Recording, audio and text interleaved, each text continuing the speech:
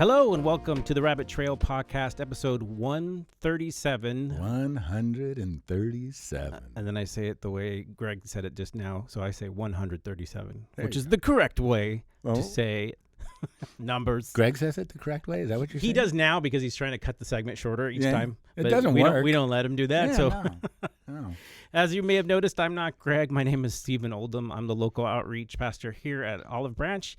And today Greg's missing. He's at a conference, I believe, but he's out. And so now it's just us to rein in all of the fun. Yes. No one else is here to rein us in, so we're actually free. So this is where you get your heresy broadcasts and bad jokes and everything else. And I feel like over the last month, I don't know if it's a little bit longer than a month, we have been very inconsistent about all of us being here at the same time. I have. You know, you've been here for all of them.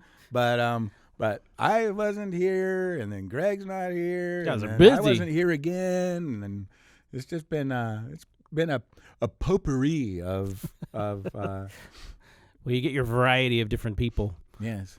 We're looking for guest hosts. We're gonna have to have people come in and audition for us and see if they look like Shemp. And remember when they would have to substitute in Curly for Shemp.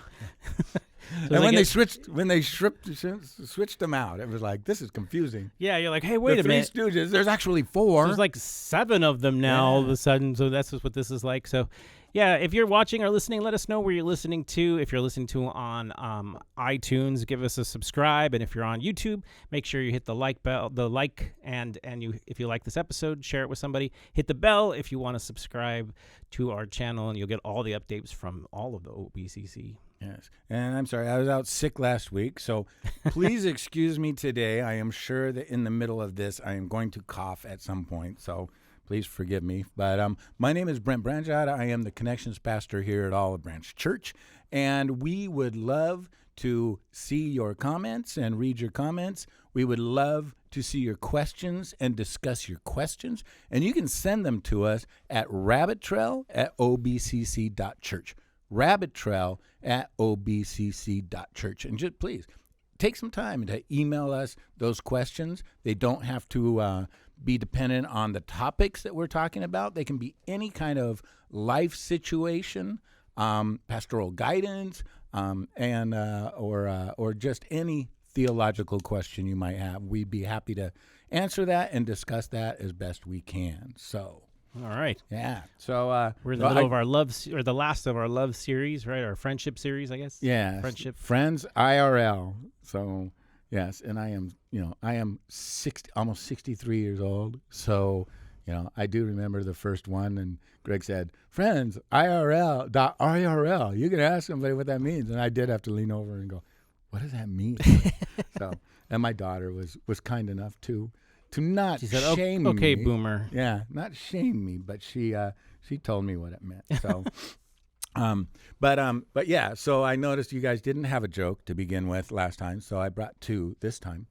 And so the first one was a guy fell asleep in church, and then he heard "stand up," so he stood up out of his sleep. He just stood up, and everybody started clapping. And then the pastor said, "Who else wants to donate $2,000 to our fund?" And so let it be a lesson to you. Do not fall asleep in church. It could be costly. So I had a guy who wasn't paying attention, and the pastor was talking about who wants to get saved. And everybody had already been saved, took a step back, and he didn't notice because he wasn't paying attention. And he was like, I guess that's me. And he came forward and he gave his life to the Lord, and he became a Christian. He became a pastor. His name was Billy Graham. What do you think is this weird? I go, "You got saved on accident? What happened there?" And he's like, "Well, no, I thought, okay, well, I guess it's time for me to do this. I've been thinking about it." But just the fact that everybody took a step back and he didn't notice is the reason why he came and gave his life to the Lord. I thought that was hilarious. That is kind of got funny. Saved on accident. So this is more of a scientific question, but I was just wondering, did you know that they have determined that diarrhea is possibly a hereditary condition? Oh, boy. Yeah, it runs in your genes. Oh, boy. We're back to the scatological humor. Yes, we're trying to get away from it. The little boy humor. That's good. But so now comments for the Stevens first impressions. This one's going to be interesting. There's only one comment, but I actually believe it. So here we go. So this is from Rocket Dog Ticker. Interesting name. I like the tags people have for their names. Rocket Dog Ticker. I'm curious now. What does that mean? He says there's undeniably a considerably more evidence that Julius Caesar lived than Jesus. However, I believe both lived. This was when we were talking about did Jesus actually exist was the short. And Greg was talking through it, and I threw out a name like Julius Caesar. And on the podcast, I went back because I was looking at this question. I was like, why did I say Julius Caesar? And I think he's right. I think undeniably there's probably way more documented evidence of Julius Caesar being alive because he wrote his own writings. But what I was thinking about was Julius Caesar didn't write his own writings. He wrote like right? an autobiography too. He wrote like while he was in the middle of the Gallic Wars. He didn't have somebody write it for him? A lot of people did, but he may have had a scribe, but he wrote about himself in his own writing. So you have the direct connection, and then he was like their biggest conqueror. But what I was thinking about, I was like, why did I say that? I remember reading a Sean McDowell thing where he talked about Tiberius Caesar. And that's the one I was thinking about. So you are correct, sir. Thank you for your correction. I welcome your admonition. What do they call it? Admonishment. Yes. So you have admonished me correctly. I meant to say Tiberius Caesar. And you can look up Sean McDowell's website. He's got a little article about there's a lot of evidence for Tiberius Caesar. Nobody really questions Tiberius Caesar being a Caesar, but they question Jesus. And so they were just comparing how later people wrote about Tiberius than, like, he didn't write himself like Caesar did, Julius. He has writings, but not as significant and not as early as Jesus' writings. So he wrote this whole argument that why do people question if Tiberius Caesar, they don't question him at all, but they question Jesus. So that was one of the points in his book. I think it evidenced Van's verdict. So that's what I was thinking. That's not what I said. So you are correct, and I stand corrected. And I love the fact that those comments can correct any little thing, and I welcome. That's why I don't turn away negative comments, because sometimes they're right and they're true. Right. And the beauty is, you showed humility to receive that criticism and correct that criticism and clarify that it was Tiberius. Now, Dog Rocket Ticker is going to come back and go, no, there's undeniably more about Tiberius, and they're going to go, okay, yeah, you're right. So I'm going to say it was Freddie Caesar. Freddie Caesar. And you're just going to keep naming people until you're right. My friend Freddie Caesar up the street. Yeah, exactly. Nobody knows who he is. No, that's why I looked at this, because it was like, I remember talking about this. And so, again, the claim is that all of these people existed, in my opinion. Even like Socrates and Plato, there's less evidence for some of those that Greg was mentioning. But I do believe, like, if you are going to be strict about like whether someone lived and doubt them, you have to be as strict with each of them. So that's why the correction stands. If I do look at the evidence for Caesar, Julius, there's a lot of it. It's undeniable, like you said. But for Tiberius, it's still undeniable. It's just that there's just about as much there as there is for Jesus. There's a significant comparison that you can make. And Tiberius lived around the same time. So it's interesting. So, all right. Well, I mean, again, we have concluded this past week with the Friends series. And so it's the end of friendship as we know it. And I just we're done with friendship. Yeah, we are. We're done here. Friendship is passé, and it's over about it now. anymore at the church. And I realize that because I will say I never stay home from work sick. I always work regardless. And I was sick enough that I stayed home for 2 days. You went home sick. I went home Tuesday. Which is really weird. I stayed home Wednesday and Thursday. And I consider you and Greg two of my closest. Well, I considered you and Greg as two of my closest friends. But as I was home dying, neither one of you ever even called, checked in on me, said, how you doing? We care about you, bud. And you just Greg did. Huh? Greg said, hey, dude, you made me sick. Yeah, exactly. Yeah, that was Sunday, though. Yeah, and then I responded, well, I guess I'm praying for both of you. Thanks for not making me sick. Yeah. So we communicated. It's just not as.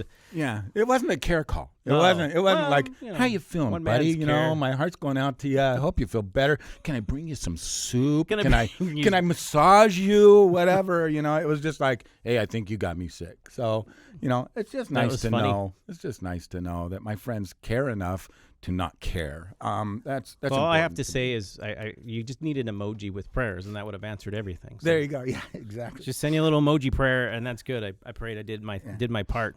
So now the next time I'm sick, you guys will be camped out on my porch, and I'll be going, go, leave me alone. I don't need anything. But so anyway, the end of the friends thing. So let's just talk about friendships in general. And we'll get a little bit into the weeds of the sermon too. But I mentioned this to you at the beginning.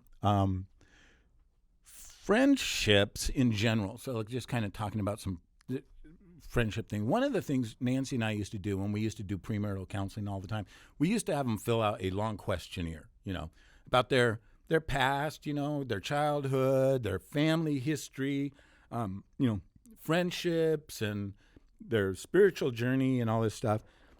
One of the questions, I don't remember exactly like all of the different choices we gave them, but it was basically, when it comes to friendships for you, do you feel as though friendships are really easy to start and maintain? It's like falling off a log, do you feel that relationships are difficult, not just to start, but friendships are difficult, do you have a lot of close friends? Do you only have a couple of close friends?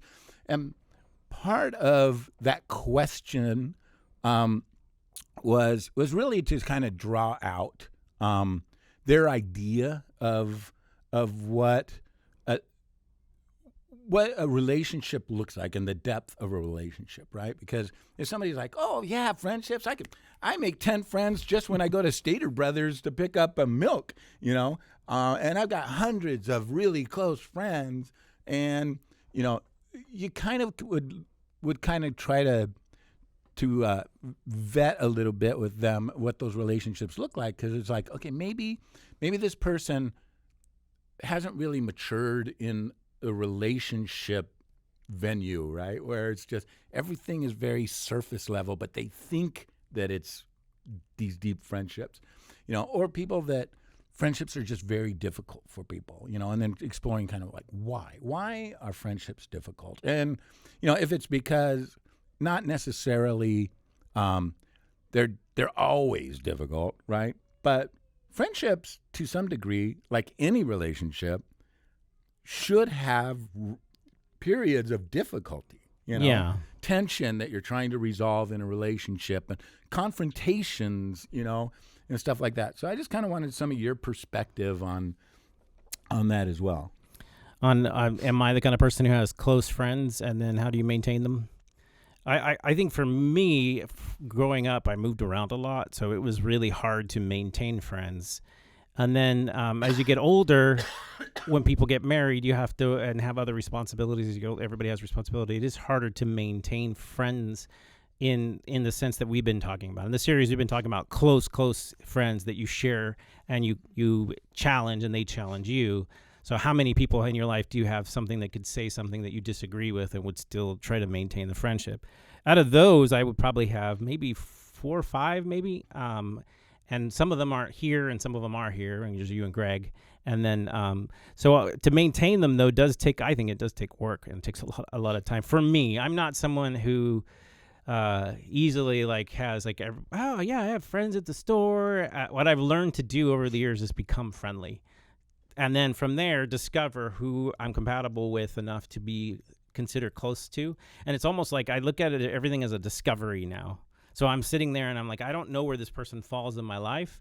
So I'm discovering that. And part of that will be how frequently they can interact with me, how our interests are. And then if they're a Christian, obviously that'll determine how close we can get.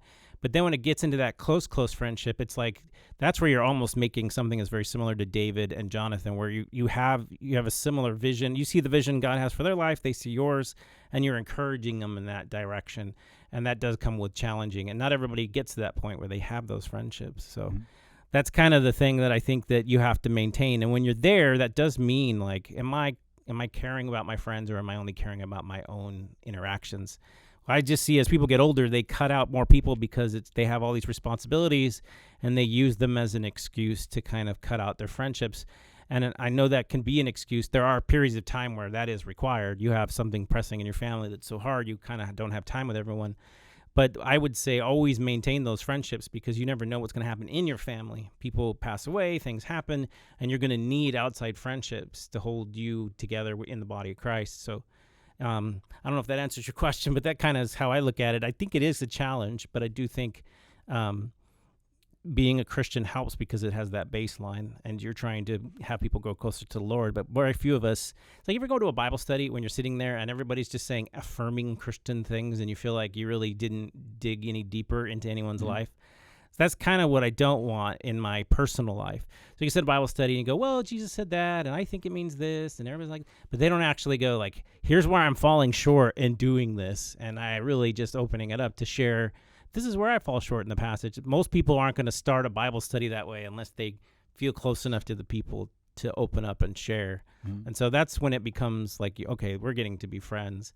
And I find that in some of the Bible studies, the men's group starts off, we just go through the Bible, but then the last half is us praying for each other. And what you're willing to pray for will tell you how close you want to be. So sometimes I'll just throw out something in my life that I think is like a test to see, okay, I'm being vulnerable here. How do people respond to that? And if they respond to it favorably, then I might invest getting closer to them in the friendship. So yeah, when you're talking about Bible studies too, whether it be small groups or Bible studies like that, when it comes to time for the prayer and opening up, the one thing that always kind of sticks in my craw, if you want to be, because I don't think you need to ask for prayer every single week. Or you have to make it. Yeah. It's just like, it's not like, oh, I got to come up with something, but I do feel like, and again, there's different levels of sharing prayer requests or being intimate, right? But it drives me crazy when you are in a small group where there is intimacy, there is relationships going on. And then when it comes time to pray, what do you need prayer for? What? And they're like, well, my aunt's uncle's friend. Are you praying for someone else? And it's like, okay, that part always drives me crazy. Where it's like, no. What do you need prayer for?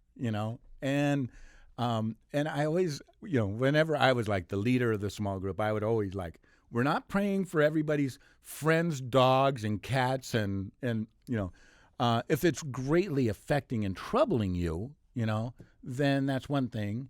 But, not every single friend's, cousin's, wife's, brother's mother is affecting you, I just feel like you're not allowing yourself to be transparent and intimate with the group, but you want to be involved, And yeah, well, for me, it takes a long time for me to warm up to a group. So I'm usually not gonna share things quickly. What I don't like is when you just don't have anything that you want to share for a prayer request. The question is, if there's no one in your life that you could share a prayer request with that really means something meaningful, then that's a problem. You're in a dangerous spot. And in my mind, I do have people that if I'm really in trouble, I can call on the phone and they will. I can tell them anything, and if you don't have that and you're struggling on your own, you're very vulnerable to attacks, I think, from anything, from being, I just find when people isolate and they share enough to maintain the group membership, but they don't have anyone really knowing what's going on the inside, that's a recipe for disaster. And usually those people are going to get hit with something they can't handle, and they're going to fall, and they're going to either fall into temptation or fall away. And, it's oftentimes you're shocked at who that could be. You realize you can share and share and share, and you think, oh, we're close. And then someone does something, you're like, wow, I guess I just discovered that there was something going on that they didn't feel comfortable enough to share. At those moments, I ask myself questions like, did I give them opportunities to do that? Do they know that I care? Have I said enough to them? But then I pray for them, but it's still a choice that people have to make to maintain a friendship and be vulnerable. I like C.S. Lewis say, if you shut off your heart from everything and you never love, you'll be safe, but you'll be lonely. You'll be all by yourself, and it can destroy you. And because you value the safety more than you do the risk, then you'll never find someone that'll come into your life that you can share what's going on with you. And so that's a dangerous place to be. Yeah. Yeah, I'm sure it's happened to you. It's happened to me. Where you thought that you had a pretty good relationship with somebody, yeah, and thought that you knew them, and then all of a sudden they're getting a divorce, and it's like, I did not see this coming at all. I mean, I thought you guys had it all together, and it's like, why did you not seek, seek help or support from those that you were doing life with, and why did you wait till it was a critical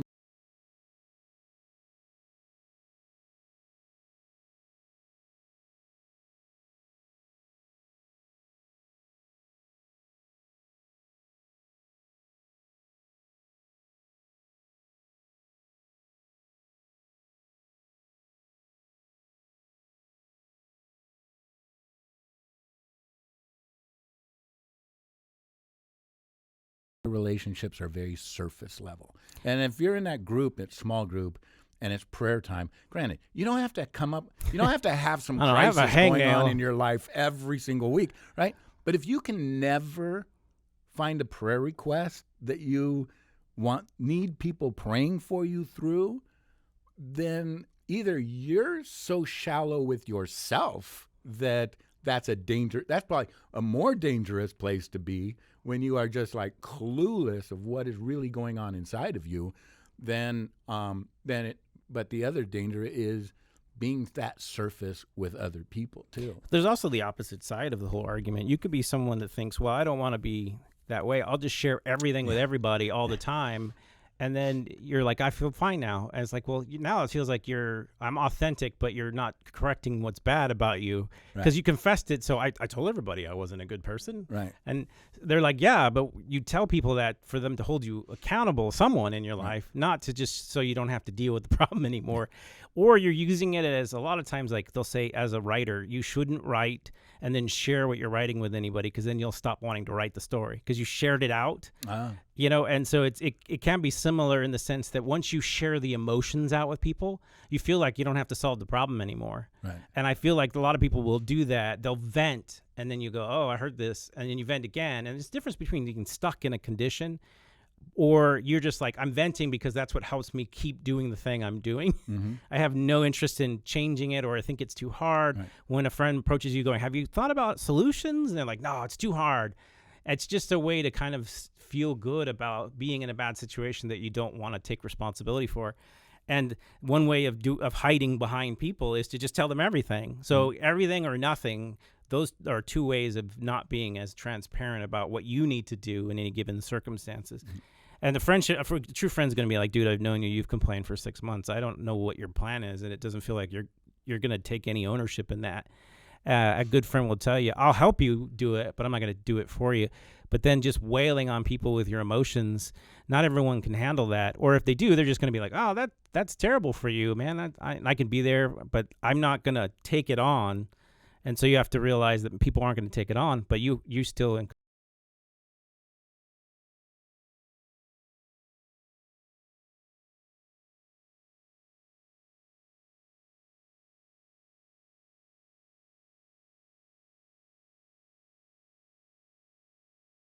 not everyone else's problem. It's really still responsibility. You're the primary responsible person, unless someone else did something to you.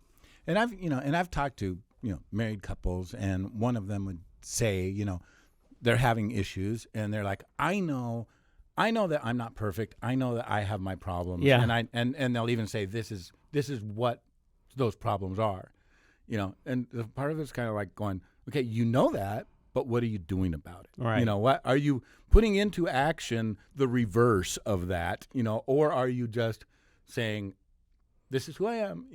And I know, like with Nancy and I mean, I know one of the issues probably that's been one of our issues in marriage for, we've been married 41 years, and I think it's still lingering there, is the idea that, because I'm so perfect, it makes her feel imperfect. And I try not to be perfect, but I can't help it, right? Oh, I mean, boy. When you're perfect, there is no other way to be than perfect, right? You and Jesus have to have a conversation. Yeah, I have tried to help her through this, but it's not really working. And, and I know she doesn't listen to this, so I can get away with this. You can get away with saying it? I can get away with anything. So, and I'm kidding, but, but one of the things too, and I mean, we talked about this intimacy part, but one of the things that Greg was talking about in the sermon was time and talk. Friends, they have appointed times. They have, they meet regular intervals and relate with one another, on regular intervals. They talk on you mentioned regular intervals. You mentioned that remember the Sabbath and keep it holy was God saying, I want to set a time apart to have time with you, to spend quality time with you. And to just think that's a principle of God's, that he wants to routinely maintain some kind of personal connection with us. And that's a priority. And so why wouldn't we do that with our friends? And so I thought it was interesting because I never really thought about that commandment being like setting apart time, but I guess it is.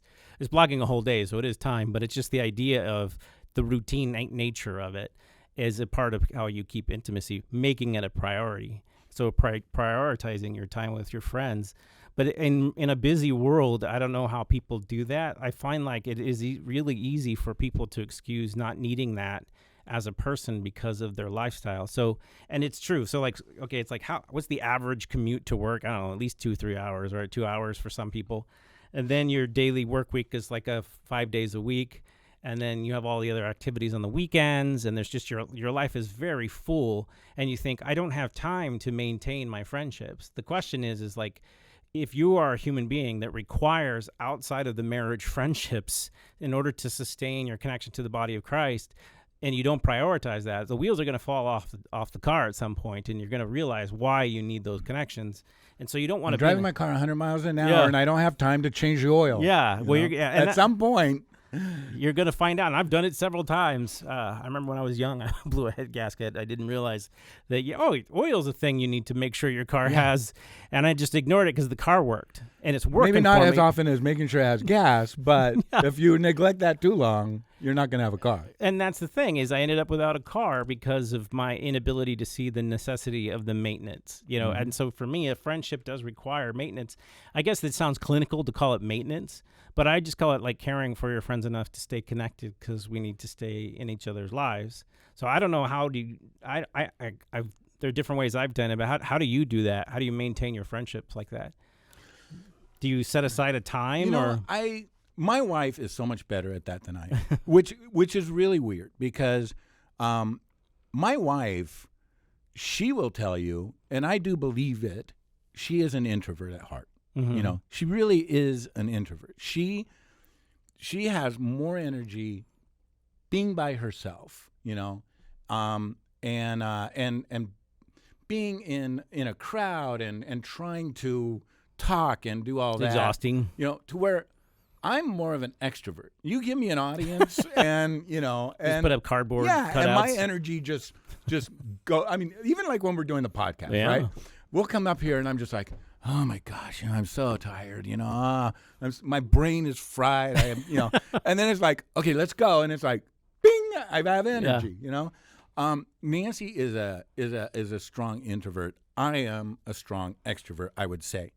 But she's the one that if we have a gap in our schedule, she wants to fill it with somebody, where if I have a gap in my schedule, I'm cool just staying home and doing nothing, which almost sounds like the opposite, and so I do think part of that, making sure that you have that, and exactly what you're saying about the Sabbath is being intentional, and being intentional, like, out of our friendships and our close friendships, who have we not seen lately? Who do we need to see? Who do we need to hang out with? And it reminds me too. Again, I always talk about marriage, but you're married, going through doing premarital counseling and stuff like that, right? One of the things we talk about is date nights, and part of that is, there's crisis periods in marriage where the year one is like one of the greatest conflict, our crisis periods, and if you don't get out of that healthy, then you're gonna maybe struggle. And part of that crisis period is, usually if you do things right, when you get married, you've been living at mom and dad's house, and then you're dating, and then you're, being married is the first time that you're living together. So when you're dating, and there's tension in the relationship, you get to go back home to mom and dad's Yeah. house. There's cooling off periods. And even when you're dating, maybe you don't see each other every day. So the tension's lower, the emotion's lower. That first year of marriage, you're stuck in that tension, and there is no escape, right? Yeah. There is no taking the lid off the boiling pot, when there's tension going on or conflict.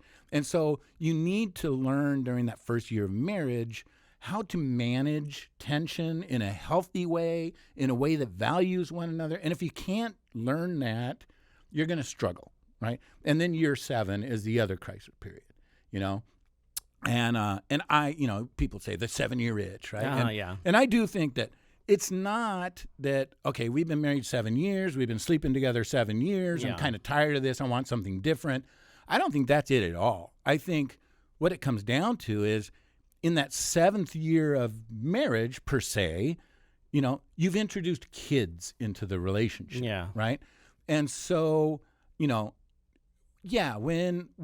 you get married, it's like, I have to sacrifice for you 24 hours a day, 7 days a week, whether I want to or not. Now we have 2 kids, and I have to sacrifice for you and you and you 24 hours a day, whether I want to or not. And you get to this point, and it's like, what about me? My cup is empty. My life is full of responsibility. I work all day. I come home. I got to help with the kids. And then both people are feeling this way. Their cups are empty, and I need something. And so there's that tension and that crisis period in your 7th year of marriage, give or take. So we talk about this all the time at premarital counseling. And I remember Justin and Cammie got married. They were married, I don't know, probably 5-6 years. Discipleship pastor here at the church. Yeah, Justin is our discipleship pastor, and I'm sure he would not mind me sharing this at all. But they were married, I don't know, 5 years to 6 or 7 years or whatever, and they couldn't have kids. And so they adopted. And they adopted, Christian, and they adopted Jonathan. And I remember bring him into my office one day, we were talking, and I said, let me ask you a question, I said, we talk about, everything I just talked about the tension at the 7-year mark. And I said, why? You guys were married for a while, without kids, and now you have kids. Why do you think marriage is so difficult once you have kids? And one of the things he said was profound, and he said, he goes, I think the problem is this, right? When it's just the 2 of you, you could waste a lot of time and still have time for each other. But when you have kids, that margin of time is so short that if you're not intentional about connecting with one another, if you're not intentional about the relationship, then so much time passes by, And it made sense because it's kind of like, it's even like with finances. If you're making money hand over fist and all your bills are paid and you got plenty of money left over, you can waste a lot of money and still be... You can make a lot of mistakes. Yeah, you can make mistakes. You could waste money. You could be a little frivolous here and there and still be healthy financially. Yeah. But if your financial margin is so slim that you can't waste $1, right? And again, I think that's going back to the marriage illustration. When you're having kids and stuff, your margin is so small you can't waste it. So again, it comes down to that intentionality part. And again, that making the time and talking and connecting and like the Sabbath, God knows if you're busy, you're always going to be busy and we're never going to connect. Yeah, I think part of it is there's 2 things. There's things that are explicit and implicit. And things that are explicit are like the teacher told you you're going to take a test. Everybody's taking it on this day. And the other one is people just to know they turn in their homework assignments in the back of the room, but nobody told them. Mm-hmm. You just walk in and people are putting their, and there was like, well, I guess it's implied that I'm supposed to go do that. And the problem I have is if you don't have a plan or haven't thought about, you're living an implicit life, but you still have a schedule. So even if you are just too busy to think about all these things I should be doing, well, then your schedule is leading you. It's going to take you in a place you're not going to want to be. And so that goes back to the car example. Marriage is like that. Kids are like that. The other thing I think families are doing that are making friendships hard is that they're doing things that communities used to do, singular within the unit of marriage. So when it came to children, everybody took care of everybody's children. The children played together in groups. Generations lived together. Aunts and uncles were a part of the process, and grandparents and parents. And what we've done now is we've moved to the best house, but my parents live all the way over there, so they got to drive over there so they can participate in the family. And we fractured community, and we're trying to maintain community with just the family unit, and it's not capable of doing it. And so what I find that when people are incredibly busy and they're being led by their, all the stressors in their life and their family, and they're like, I just don't have time for friendships, it is because that you're experiencing the fragmentation of the community. But someone's got to take the sacrifice to go, it's not convenient, and it's not convenient for me, but we will sow into this to see if it reaps a benefit. Right. And that's what a small group can do for you. That is what participating in a ministry could do for you. But also, it could also just be that maybe you, instead of doing your own family times always with just your group, to try and open up to other groups. And it's even hard for my family to do that because they just feel on the edge, and there's different kinds of family dynamics. But it's hard to share your family with other people in the way that we live out life right now. And I find that's not beneficial to friendships. But the same thing can happen to just in my life in a single experience, is that if you are a responsible person, you find things to be responsible and do, and so your life fills up really quick. And once people find out you have free margin, they're calling you more frequently to participate in their lives, and you want that to be somewhat reciprocal. And so I feel like married and single people actually need each other for different reasons, but haven't figured out how they should build community as well. And so that's why I say, it's like, when you get married, try not to cut out everybody who doesn't get married into your life because you're not following the same track.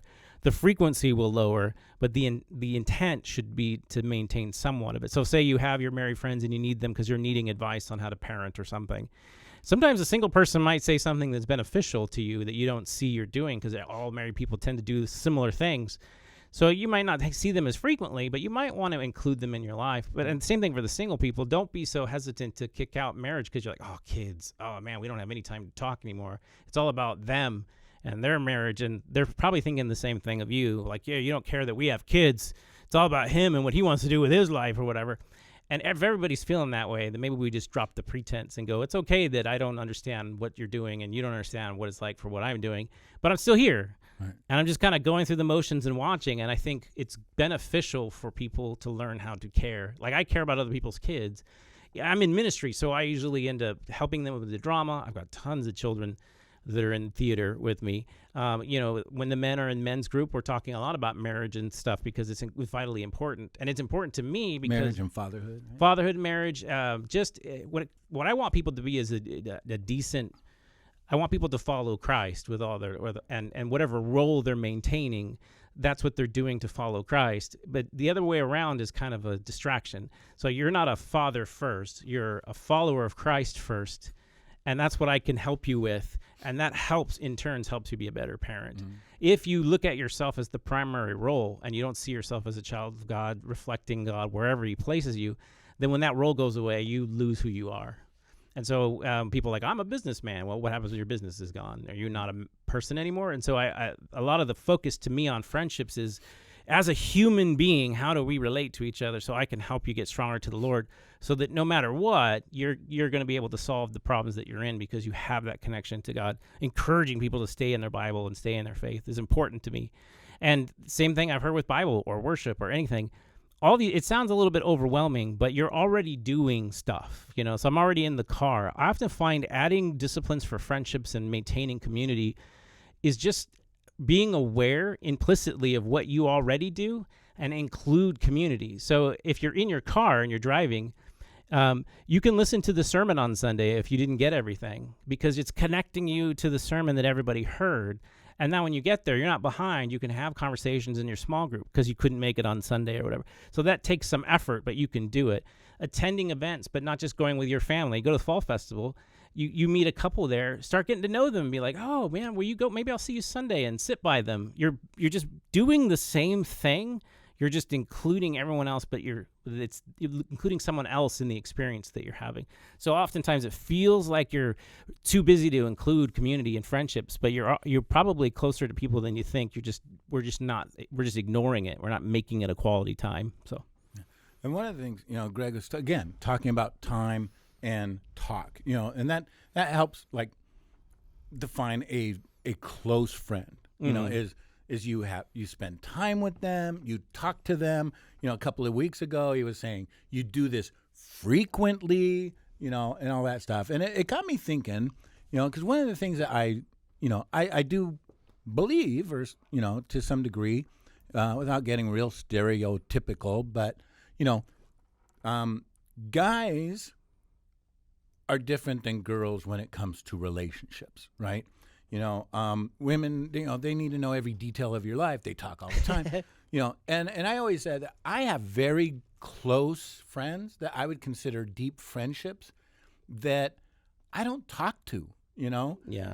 Part of it was, during our high school or, days, we hung out all the time and, built that close friendship.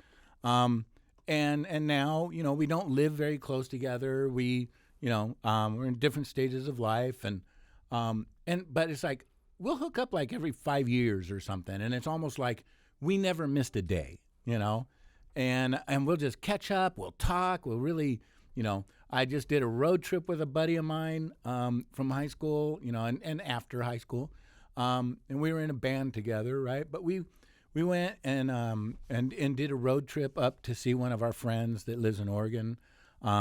Sad to say, it was a dear friend of mine. His name's Steve Hook. He's the one that brought me to the Lord in my senior year of high school, and he just passed away Thursday. Wow, sorry about that. Yeah, he's been battling MS for quite a few years. That's rough. And finally overtook him.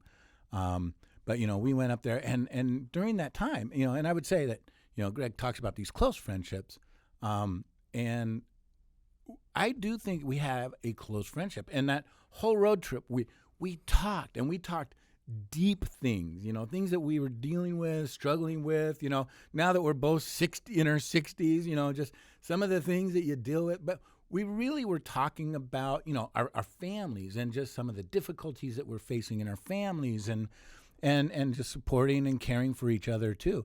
So I don't feel like, because we don't see each other all the time, it's a very shallow relationship or a cursory friendship. I really do feel as though it is a deep emotional and a deep transparent friendship, even though we don't connect very often. The reason why that is, though, is what I like about the series is it's trying to tell you how to make those friendships. And what you're saying is but when you first hung out with him, you did have those moments where you saw him frequently enough to establish a deep, meaningful friendship. Right.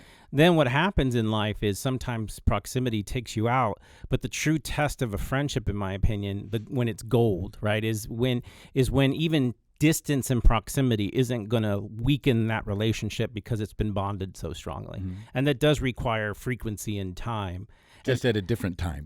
And the difference is like you see this in the apostles. They all hung out with Jesus. I can't imagine wanting to ever leave because you have that memory. Yeah. You have the shared memory, and you're never like for Peter, would he ever want to go away from the rest of the disciples? But God purposely scatters them. He says like you go here and you go there and some die and some live. Of transfiguration. Let's just build a tent here. Just stay here forever. And that would be the temptation to just sit and go, remember when Jesus said that, and just fellowship, and that would be great. But God has people on mission, and that does mean sometimes the proximity is going to be distance. There's going to be distance between you. You're not going to be close in the sense of distance. But because they had that quality time, because they had that transparency, because they prioritized it, even the distance isn't going to stop that friendship from being strong. So you can pick up with a good friend, if they're really considered to care about you, right back where you were before because of what you laid down as a foundation. And I think that is a part of a friendship, but that's not as common anymore. And it can be rare, but you realize that you're still thinking about that person. When they come to your mind, you're still praying for them. Mm-hmm. And that's because of the time that you made and you as a designated as a thing. It's like in the military, guys go off to war, they go off to different locations, but the friends that I've stayed in contact ones are the ones that purposely called to maintain that contact. Was the frequency the same? No, but because we had that, it's the mortar that kept our friendship from going. True friends are friends that you realize even if you are separated by distance, it's not on purpose in the sense that you still wish that you could maintain that friendship. And so you can pick it up where it is. I think that's the difference. But I do think you'll never get to that place unless you have the ability to build a friendship and you take the time to prioritize it. Man, that makes sense because it was all the time and frequency was there. Yeah, it's just not there. It's now. not there now. And you realize if you're both Christians, what's great is there will be a time where you'll have time is no longer a problem. Yeah. And so once you're in heaven, you'll catch up. And that's the difference about Christian friendships is I can let a friend go if the Lord's taking him in a direction because I know the Lord's not going to take him from me forever. And I could catch up with them later on when we're in heaven, or we can touch base about what was going on, and we'll pick up right where we left off. So that is the thing about Christianity that's great is you make friends forever, really. Mm-hmm. So, and then Greg talked about friendships, basically practice courage, right? So just talk on that for a second. To practice courage. Yeah, I mean, we're talking about, I think in order to be, we live in a world that honesty and authenticity, it's just weird. Some people either want you to be hyper authentic, be your real self. But at the same time, a lot of people don't know who they are.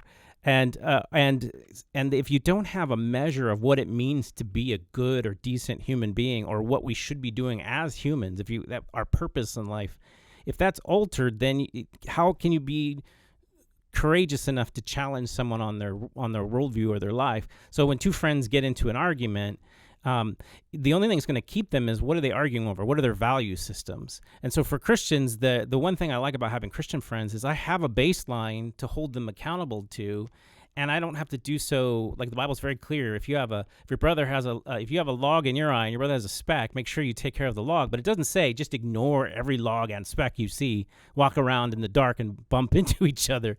You care about someone, you want to take the speck out of their eye, but you got to make sure that you're also examining yourself. That baseline is Jesus. That baseline is the gospel. The baseline is the whole Bible, kind of giving you an instruction on how human beings should act.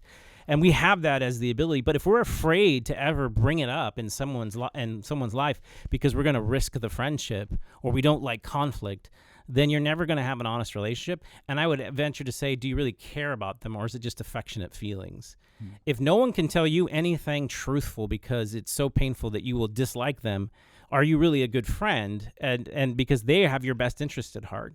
And can you be honest with God and say, yeah, you're right, that is in my life, and thank you for pointing it out. That's why I do like the verse that, faithful, profuse are the kisses of the enemy, but faithful are the wounds of a friend. And it requires sometimes wounding your friend for them to see a greater good about what you would hope they would see. And you do so humbly. But if you don't have a friend like that, I would say I don't think you really have a close friend. Mm-hmm. You might have an acquaintance, someone might like you, you might have some camaraderie. But if you have no one in your life that can tell you, man, you just in this area of your life, it's just not cutting it, and I'm here to help you with that, or I'm here to love you with that, or you just sit with you while you're going through that, then that's a problem. And so it requires courage. True friendships, true relationships require you being honest, even when you're at fault. Like there are honest things that I do. They're like, honestly, this is bad, and I keep doing this, but I'm trying not to. So never let me be okay with the badness that's in me. Mm. I need someone in my life to do that. I can't do that on my own. And part of that is sometimes you don't see it because you can always rationalize why you do things and still think you're a good person. So sometimes you do have a blind spot in your life, when it comes to you, and sometimes you need somebody to point that out. Yeah. And that takes courage. Yeah, and it takes risk. Yeah, you have to risk the friendship. And you have to be willing to risk the friendship. I always say, look, I'm loyal. This one guy we were in school, and it was kind of like, you're supposed to be loyal at all costs. And I was like, look, I'm loyal to the truth. And God, if you do something outside, I will care for you. I will love you, but I'm not going to cover for you. Mm-hmm. So this guy got into a fight because he just wanted to pick on somebody, and he thought I was going to back him up in the fight. I'm like, I'm not backing you up. I told you not to do that, and you did it anyway. But you're my friend. I'm like, look, if he was going to harm you, I would have jumped in to help you, but I would have blamed you for the fight. Mm-hmm. I'm not going to excuse your behavior right. and have to cover you to the point where I told you not to do that. I'm risking the friendship at that point to be like, if I can't put myself out there, I'm loyal to God and the truth first. At least I'm trying to be.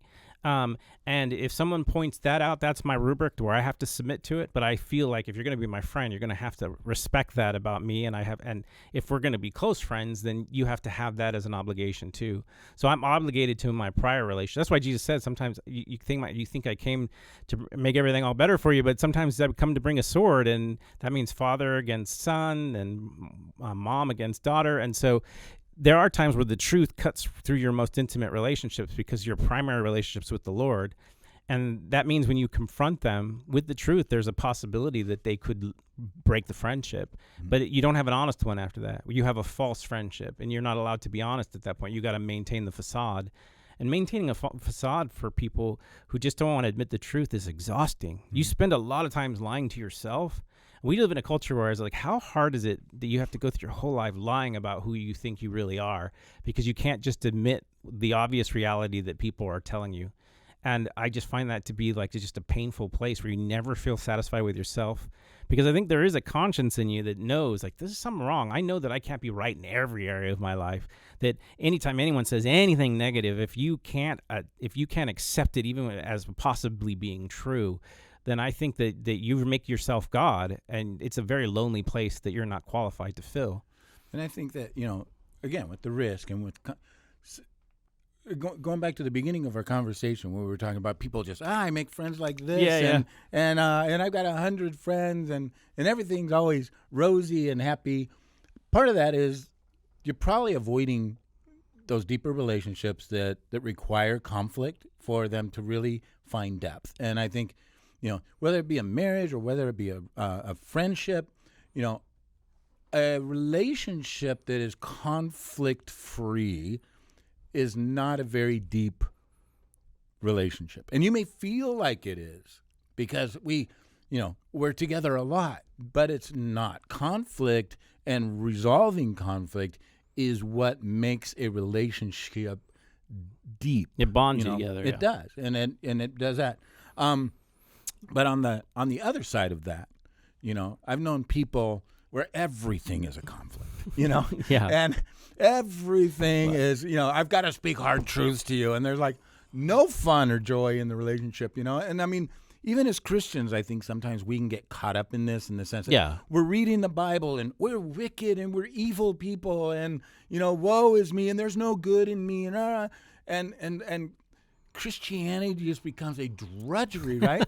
Because you don't take time to realize the beauty of grace and the depth of the love of our Savior for us and the joy in our salvation. And I remember Rick Warren saying something about, basically kind of how he pastored his church at the time.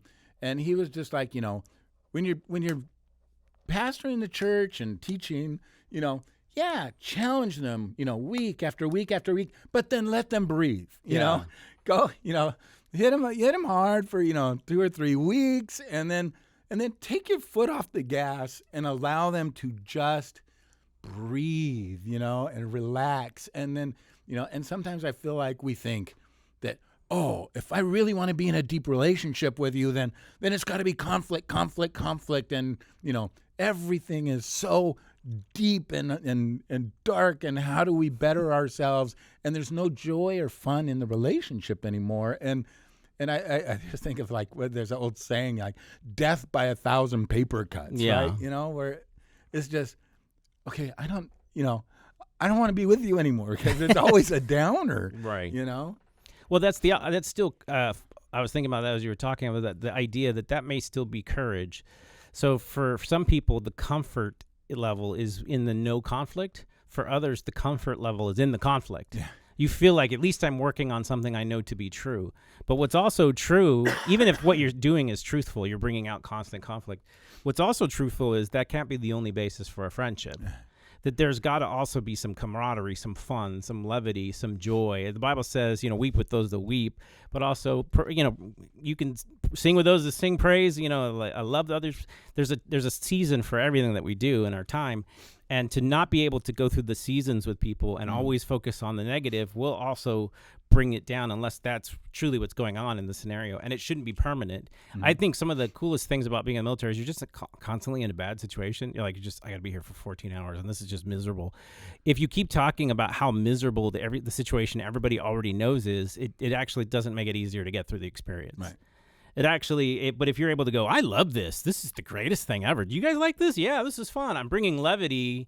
And the levity is like, even though we all know this is bad, I'm acknowledging it, but we're having some fun the best we can in a negative situation so that we can encourage each other positively. That takes courage to do. And I know you, and your family and my family are very alike in this. Is during crisis, during tragedies, you always bring humor into it, right? Yeah. Regardless of what, there is nothing off limits. There usually isn't. And the darker the situation, probably the more you joke about it. And it kind of like what you were saying is, it helps you get through. Yeah. Sometimes is not just, because just sit there and mope and whine, and it's okay to have that moment, but it's almost like a spiral downward, and you need somebody to either show you the joy that is in a situation, or make light of the situation to help you deal with it. And I guess, I'm sure your family is the same as my family. Sometimes it's not the healthiest way. You got to be good at what, you got to know who you're talking to. Yes. But I also just find that, like, I can switch. I can say that, they laugh, and then I go, but I know it hurts. Right. And then you give them a big hug. But, like, I don't want to take away their grief. Right. But I also don't want to live in it. Right. And so there is a healthy boundaries. And that's my temptation, is because I come from a lot of bad stuff. The only thing I think that helped me stay at remotely positive was the sense of humor about it. That even in this is the absurdity of the situation, I can bring some levity, and that made it a little easier for people to get through.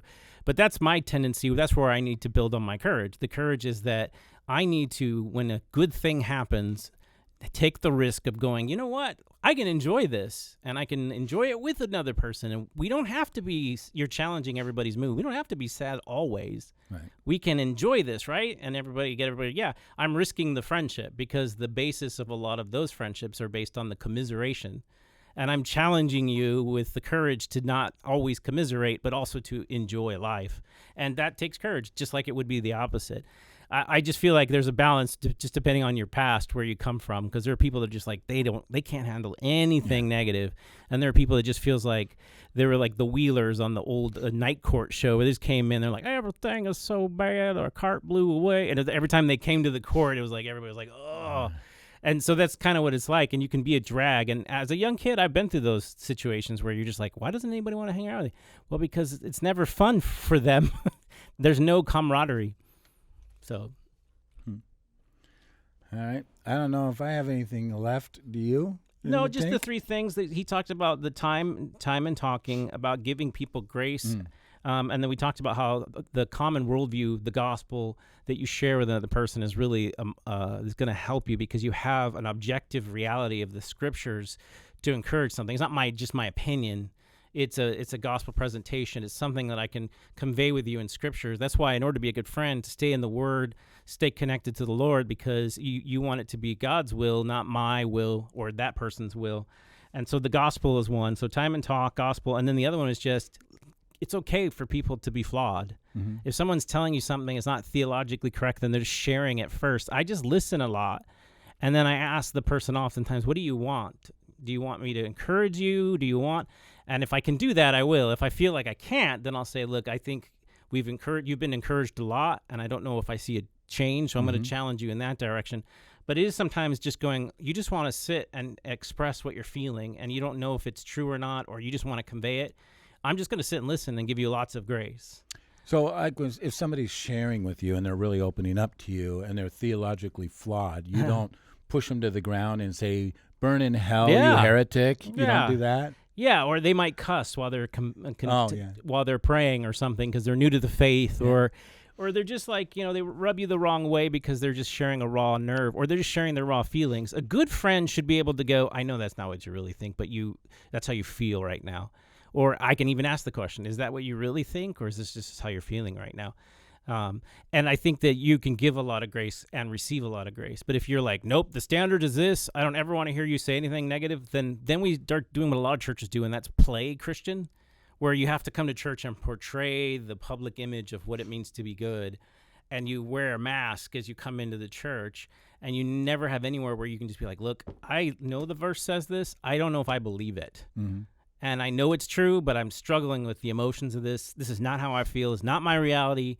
And I get mad at God. And I say all these things. You need someone in your life to express those things with that goes, you know what, I'm going to give you a lot of grace. I've been there. I know what it's like. Mm-hmm. And then ask, well, what do you want? Me? I'm going to just pray for you, or do you just want to share more? And be there with them just in the moment as they sit through struggling with that. Because sometimes if you give them the answer, they already kind of know what the Bible says. What they don't know is how to express these negative feelings without someone judging them, so they hold on to them, and it poisons them. So, and I think too, giving grace is an important aspect to that too, because if you are in friendships and deep friendships, and there is that holding each other to account, and helping correct people, whether it be from a personality standpoint or from a path standpoint, sometimes they're wrong. Yeah. Sometimes they say something, or they think they see something in you that really isn't that true. Give them grace. Yeah. Give them grace. Allow them to be wrong. And not just burn the friendship up because they were wrong about you or they thought wrong.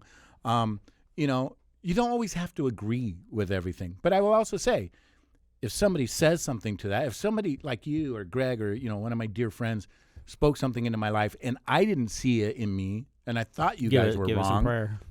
Part of that is to not just write it off. Well, these guys are idiots. But part of it is going, okay, let me really look at my soul and see if this is true. Let me talk to some people around me and see if they see this in me, and not just write it off. And if you're getting confirmation from everybody else that no, that's not true, but I don't see that in you, then it's like, okay, allow them to be wrong. I'm sure I have been wrong in my life once or twice, maybe, but so be just having that grace, having that forgiveness part. But the other side of grace too, I think, and we kind of talked about this a little bit before, was allowing people to not like you. Yeah. Right? Yeah. I want, and this has happened with Nancy and I, where, and I wouldn't say they didn't like us, but we wanted to establish a relationship with a couple, and they didn't reciprocate. They didn't show the interest in establishing a relationship with us as much as we were trying to reach out to them. And so part of it is like, don't get offended, And don't quit. I mean, even with that person, it could be a season of their life. Right. But also, don't put all your eggs in one basket. I mean, the body of Christ is pretty big. You can say, okay, well, maybe it's not them for right now, but maybe it's somewhere else. I think what happens is you get in your head like, oh, I like that person, and I could see myself being their friends and us doing these things. You start making all these visions in your head, and sometimes you just have to look at it as a discovery. Where are these people in their life, and where are we? And hopefully we can encourage each other in the Lord. And if that can't happen right now, then give them grace to go and move on and see if the Lord doesn't bring someone else.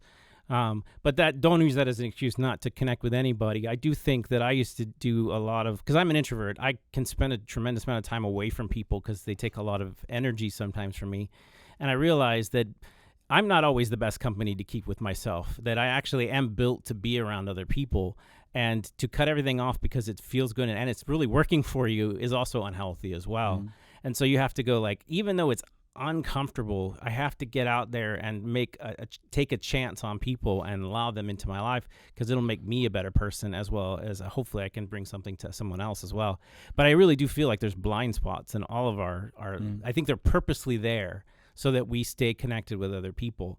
But also just the idea of just connecting with people is going to cost you something if you try to reach out to them to give them some grace. So it's going to cost you in the sense that, again, relationships and establishing relationships and maintaining relationships aren't always convenient. Yeah. So you have to allow yourself to be inconvenienced for the sake of someone else, because if if I want to establish, if I wanted to establish a friendship with you, but I only wanted it on my terms, when everything was rosy schedule-wise for me, and I didn't care, how much you needed to spend time with me, like everybody probably does, and would benefit greatly from spending time with me. If I only was concerned with my schedule and my comfort, then there's never really going to be a friendship. Yeah.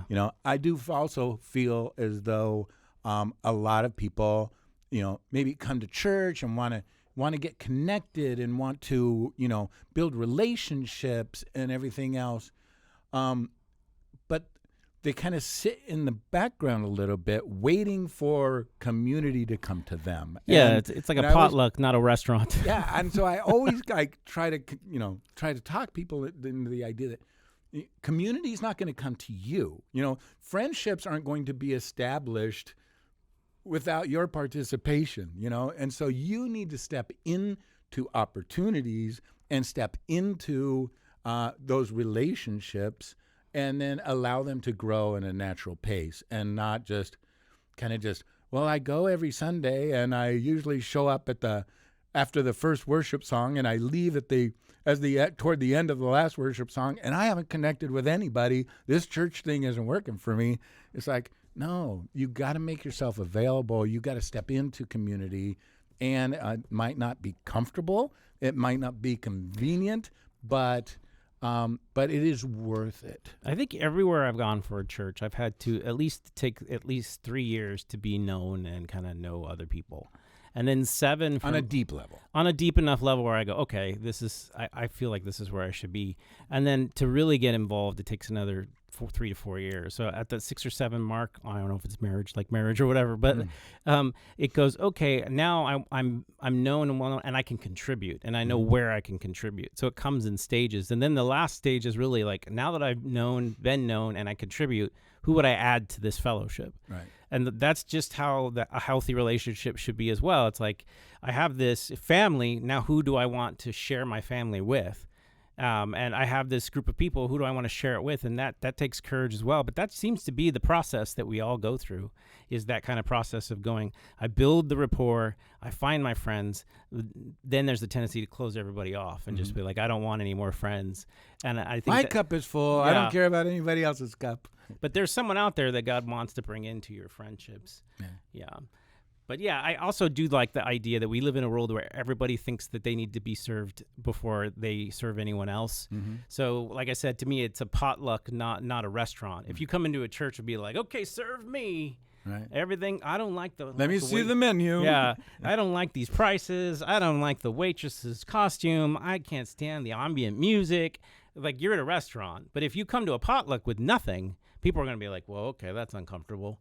You came and you didn't bring anything. Like, that's the difference, is you bring something, and then if people are like, God, this is gross, I hate you, go away, then at least you contributed, right? Okay, well, these people aren't very friendly.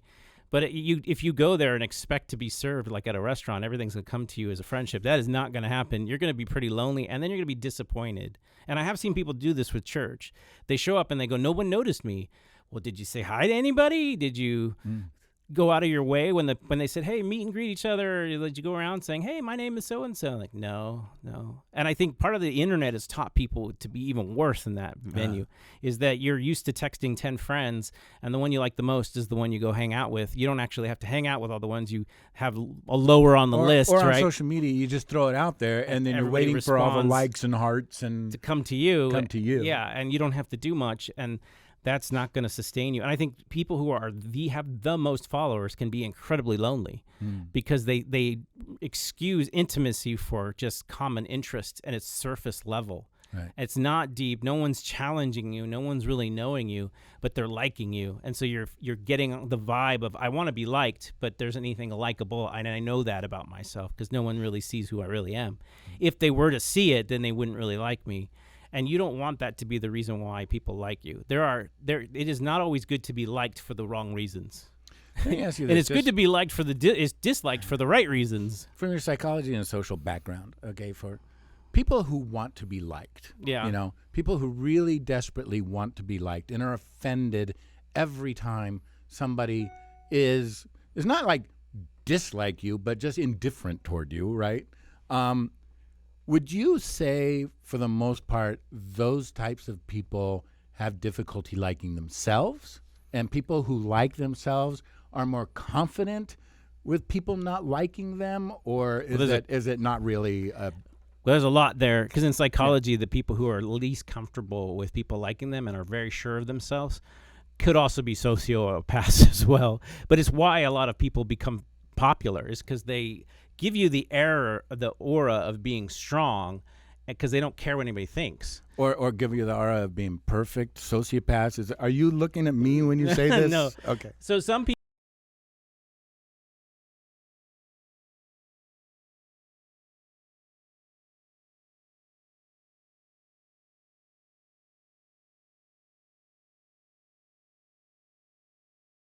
is attached to everyone. Everyone's worldview isn't good, and they're all different and conflicting. So you have to please everyone in order to make yourself feel good, and that's just exhausting. And it's also a recipe for just disaster when it comes to your own self-esteem. If your esteem is based on the value other people give you, then if they take it away, you lose it. If it's based on who God sees that you are and what he wants you to be, then if people take it away or lose it, it doesn't change who you are. And I think there are a lot of people who want to be liked, but they know that deep down inside there's this sin problem, there's this imperfection problem. And one way to deal with that is to push it off on other people, going, well, those are just bad people. People who don't like me are bad. Everybody who loves me is good, but down inside that's not going to work. And so oftentimes it has to do with attachment issues. If someone you bonded to as a young person was able to sustain a healthy friendship or relationship with a parent or someone that was both truthful but yet affirming, then you're able to branch out and accept when people like you or don't like you. If you need to be liked, a lot of times you want to look at why do you need the approval of man more than the approval of God if you're a Christian. If you're not, then you have to struggle with what is your objective reality? What do you use to measure what is really good and true? Is it just your feelings? Because what if you're wrong? And then you'd be harming people who are actually mean to do you good, and you don't have that measure to show it. So I think that's why people are where they're at, is they start to realize I am a faulty measure.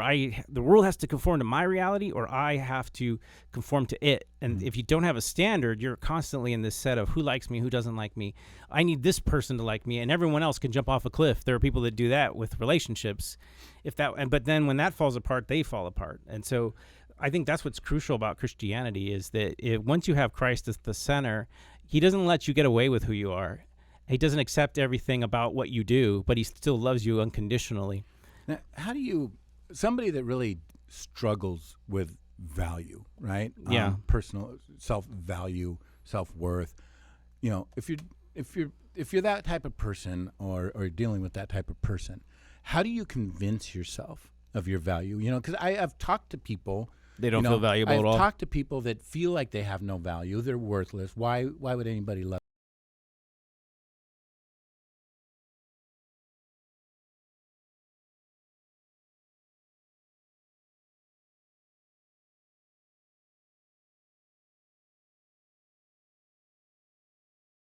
Determined for you, right? And I'm not saying that you got to go out there and seek this so that you feel valued, but understanding this, right? When you're looking at the value of something, right, it is because somebody else said that's what that's worth. Yeah. Like when you look at like the Hope Diamond, you look at a Mickey Mantle rookie card, right? A Mickey Mantle rookie card is probably worth $40,000 or $50,000 or more, right? And then you look at a Hope Diamond, and it's worth millions, right? Okay, a diamond, that's a clear rock, right? It really has no value. Yeah. And a Mickey Mantle rookie card, it's like 3 cents worth of cheap ink on a 2-cent cardboard cutout. Really has no value. But somebody said, I'm willing to pay this for that. Yeah. Therefore, that Hope Diamond's value is millions and millions of dollars. And that Mickey Mantle rookie card is $50,000. And so the idea that, okay, Christ gave his life to redeem you. That is your value. God gave his only son, to redeem you back into a relationship with you. That is your value. I mean, how can you not be convinced that you have value when the God of the universe died on a cross for you, And so, okay, you can hear that and go, oh, that's pretty. But how do you convince yourself of that and allow yourself to feel that value? Yeah, I mean, that's what you're talking about, the difference between knowing something intellectually and aligning it with your experience, right? A lot of times people will make them journal. What are your inner thoughts when you're saying that you have no value? What is it specifically? I know most people avoid the specifics, but you're saying, I am just worthless. Okay, in what way are you worthless? Well, I blah, blah, blah, do that. Well, 6 people do the same thing. Are they worthless too? You do about as good as anyone else. Is that worthless? But the thing about it is it's more about the thing that gives you value. When you're talking about something that gives you value, how valuable is that person? So like for me, if you are a musician and you played in a band and then someone evaluates you who has no musical talent or ability, there's like, nah, you guys stink. Everything you played was awful. You don't know what you're singing, blah, blah, blah, blah, blah. You listen to them and go, okay. But then there's this classically trained musician. They're famous. They're well known. They know about music. They know everything about what you're playing. They say to you, I think that you have the ability to do this, or I see value, or at least even what you don't do well, I can draw out of you as you spend time with me. I think that there's a difference between who is saying you're valuable and what someone else is saying. So if Christ says, I know you better than you know yourself, I actually know your flaws, I can hear them when you play, but I see what you could be if you stuck close to a relationship with me, and I want to bring that out of you. So I watch like The View, or not The View, was it The Voice, when they do this. They go, well, you were out of pitch and blah, blah, blah, blah. But they see something as an expert going, no, if you reflect the things I can give you. Get a vocal coach. Yeah. They look at their abilities and they say, I know if you reflect the things that I'm giving you, that you would have the value that you seek because I see you better than you see yourself. I think that's what God is doing. I'm not saying we don't have sin. I'm not saying that a lot of things that we have don't violate what we are. But I think when we reflect the things God gives us, then it actually brings out that value in a clearer way. And if you're not seeing it, it might be because you haven't spent enough time close to God for him to remove the things in your life that are causing you to see yourself in a flawed way. And so I think knowing who values you and how he sees you perfectly and still wants to participate with you, that makes the difference. Whereas you would care very little. Why do you care so much about what this person out here who has nothing your best interest, doesn't know who you are, and doesn't care about you at all, why do you value their opinion? And to really make people articulate that is helpful. So the thing about being a Christian is I know that I'm a sinner and that there's nothing in me that would have qualified for that, but that's what God wanted to do. He saw that when he died for us, that we potentially have the potential to reflect him to other people, and that's valuable to him. So in that, if I stay close to Christ, the more I emulate him, the more I have the idea of shining what's true to other people. And that has a lot of meaning. And so my meaning comes from spending time with the Lord and reflecting him to others. And everyone has that potential to do that if they spend time with the one who created them. So it's kind of like, you're not going to get the full value of something if you don't talk to the designer, if you don't talk to the person who created you, and you don't know what a human being is supposed to be. He knows those things. He can create things that right now you might not be that, but you spend time with him, you'd be surprised what he could bring out of you. So awesome. And and just kind of we'll end on that note. But again, if you guys out there, you value Stephen and I, if you value the Rabbit Trail podcast, feel free to send those checks to Brent Branchard, and just mail them to the church in care of Brent Branchard.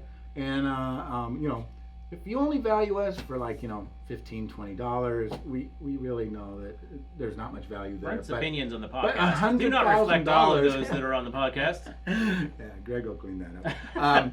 So no, I'm totally kidding. Values of OBCC Church. And but we're gonna sign off. And again, if you guys have any questions, if you have, if what we talked about today raises any. You I would like to admonish me as well. Yeah. I will accept your admonishments when you are correct.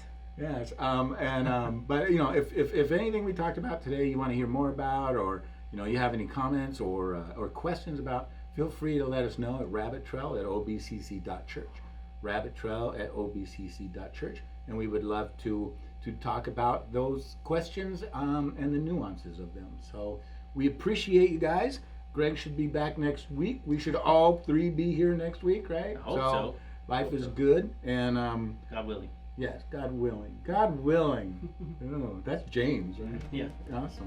So again, we are going to sign off. We'll see you next week. God bless.